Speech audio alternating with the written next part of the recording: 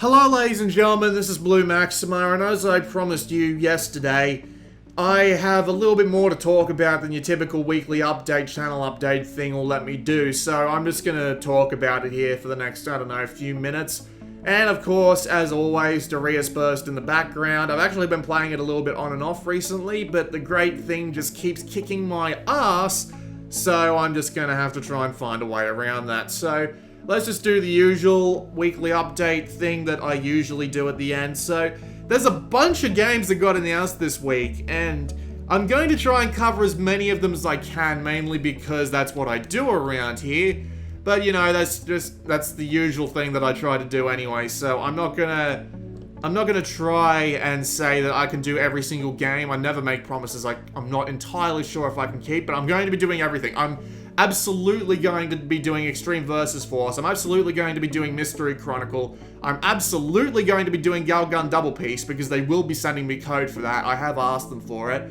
I might be doing 10 Second Ninja X, might be doing Typewriter, and I'll definitely be doing Shyren, and probably doing Phoenix Festa. Again, it's weird, like, hopefully Namco Bandai will stop having review code problems or whatever the hell's going on over there or at Sony or whatever, but you know, that's just the way things go sometimes, and to be fair, I'd probably buy Mobile Suit Gundam Extreme vs. Force anyway, no matter what. So, you know, that's just the way things go around here. So, I might as well get on to everything else I wanted to talk about.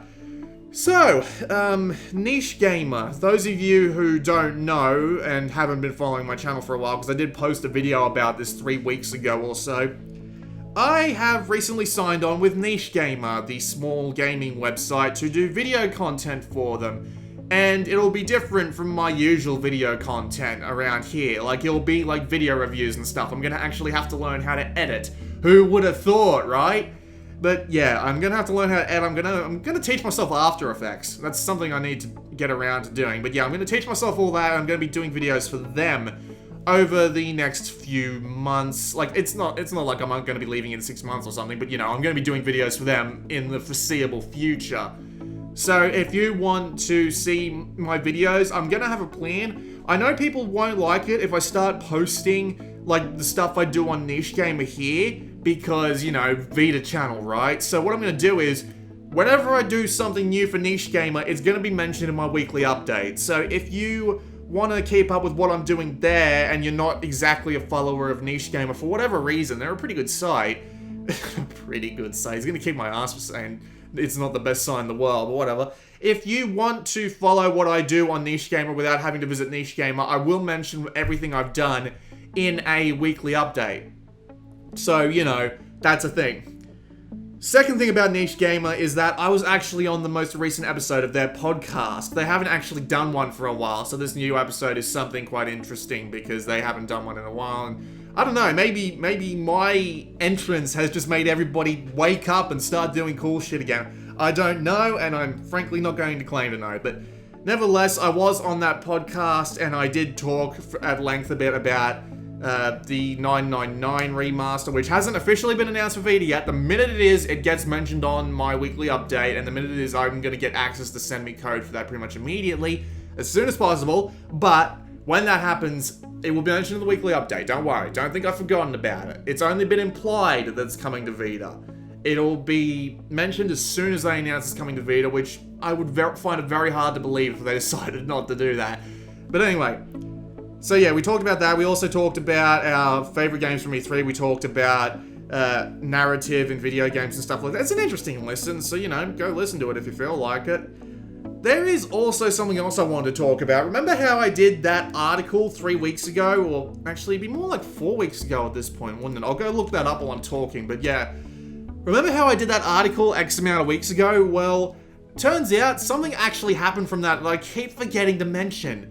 But yeah, that article I mentioned, I sent tweets about that article to, well, pretty much every publisher that was mentioned in it. I sent a tweet to Ubisoft. Well, I didn't send a tweet to Ubisoft. I sent a tweet. God, brain, work with me here. I sent a tweet to Xseed. I sent a tweet to Axis. I sent a tweet to pretty much everybody I mentioned there who was like an indie dev or something like that. But the one dev I sent to that actually replied was Curve Studios. Notably, they had 5 games missing from the store that my article pointed out. And wouldn't you know it, they actually got onto Sony about it, and it actually got fixed. It was closer to a month ago, by the way. But yeah, the problems were actually, well, not all of the problems, but most of them on the North American store were actually fixed because I told Curve Studios about it. So all the games that were missing from the listings, including one I didn't actually mention, which was the Quiet Collection, because I forgot that game even came out, if you want me to be perfectly honest. But yeah, they fixed everything. Like, they went through and checked what was missing themselves, because there were some games I didn't mention on purpose. So yeah, they fixed all the games that were missing. They moved all the PS1 games and all the PSP games back to their respective sections. So they went to the effort of at least getting some of it fixed. I mean, the download list is still a nightmare, and there's still some weird unorganizational shit going on. And oddly enough, they added one or two new things. Like, if you go to the second last category in the PlayStation Vita Master game list, it actually repeats a couple of sections twice. Like, if you go into, I can't remember exactly which one it was, but if you go into the second to last section, it repeats the section before it in the same listing. I don't know why it does that, but yeah, they went and did it. So there you go. It's just something funny to laugh at, but at the same time, since they've restored all the games back to where they're supposed to be, I'm not going to be too hard on them for making that silly mistake. And if anything, it's just funny to point and laugh at it. So there you go. Now, there is something else. Remember how back when I did that video on Zombies The Last Survivor and I said, I'm gonna try and sign up to be a PlayStation developer? You're not gonna fucking believe this, are you? They actually let me in. I'm not kidding. I am now officially a Sony developer. Just think about that for a second. I can go and get all the dev kits, I can go get the SDKs, I can go read about all the technical stuff about the Vita and the PS4, and I can develop games for them and send them to get QA'd and have them sold. Except, yep, there's the big except. Yeah, you knew that was coming, didn't you? I'm not sure how much I'm allowed to talk about how much it costs, so I'm going to be very, very vague. But let me put it this way. If I were to put the money I got from the ad revenue into buying a PlayStation Vita dev kit and test kit, because I believe you need both. I'm not entirely sure if you need both, but I'm going to work under the assumption that you need both. If I put every dollar that I got from ad revenue on this channel into buying a PlayStation Vita dev kit, I wouldn't be able to afford a dev kit until at least 2020. That's how much the damn things cost. It is a gigantic amount of money for someone like me. Now, for those of you who don't know, I'm not exactly the richest person in the world. I'm working out of my bedroom doing this. I put all my own money into, well, not all my own money. I have had people donate to me in the past. You know, thank you. You know who you are. Thank you again. But I have put my own money into doing this channel. I've bought a lot of the games, although thankfully I don't have to do that very much anymore. I've bought all the Vitas that I use, like, well, then again, my first Vita was Kickstarted, my second Vita wasn't. And my second Vita, the price for Video Capture Vita, like, it's like, I would need to buy, like, again, vague, anywhere between 5 and 8 of those Video Capture Vitas to match up to the cost. And even, yeah, that's just being vague as I can possibly get. That's insane for someone like me. That's absolutely goddamn insane. And while it may sound like I'm complaining and asking for money here, I'm not. Let me get this perfectly straight. That is too much money for me to ask for people on YouTube. Like, no. I'm not gonna ask you for that money. Like, not a chance in hell. I'm gonna work something out. I'm going to work something out to get this done. I never thought I would be a Sony developer. I never thought I would actually have the opportunity to get this done. And I will figure this out by myself. I'm not going to be asking you, and frankly, any amount of donation that anyone would even give me would be a drop in the hat. Like, even when the best person in the world, who I'm not going to mention here, donated $200-something to me to get my video capture Vita repaired, which, by the way, I'm still waiting on. They're taking a really long time. Even that is a drop in the bucket compared to what I'm going to have to pay to get at least a Vita dev kit. And even if I wanted to develop for, like, PlayStation 4, it's even worse! Like, it's insane! Oh, man. I would send myself broke for years trying to buy this crap. Oh, man.